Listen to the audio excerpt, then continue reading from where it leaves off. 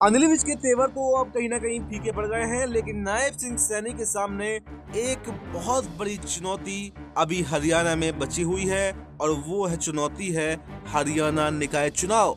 जी हाँ, नमस्कार। Next 9 news पर आपका बहुत बहुत स्वागत है। हरियाणा में निकाय चुनाव को लेकर इस समय हलचल बहुत ज्यादा तेज है।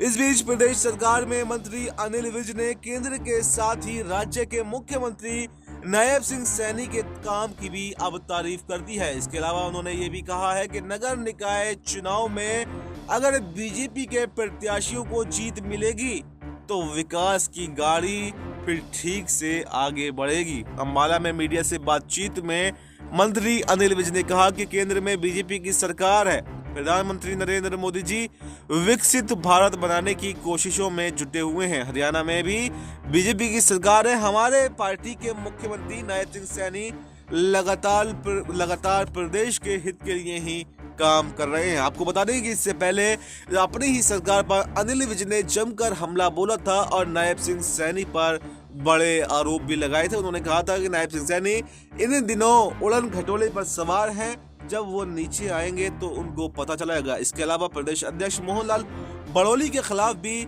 जमकर उन्होंने बयानबाजी की थी और उनके इस्तीफे की मांग भी कर डाली थी। लेकिन अब देखा जा रहा है कि अनिल विज के तेवर नरम पड़ते हुए दिखाई दे रहे हैं। तो क्या जो बीजेपी के अंदर हरियाणा के अंदर जो बगावत उठ रही थी, क्या वो शांत हो गई है? क्या अनिल विज अब मान गए हैं? लेकिन आखिर अनिल विज माने कैसे?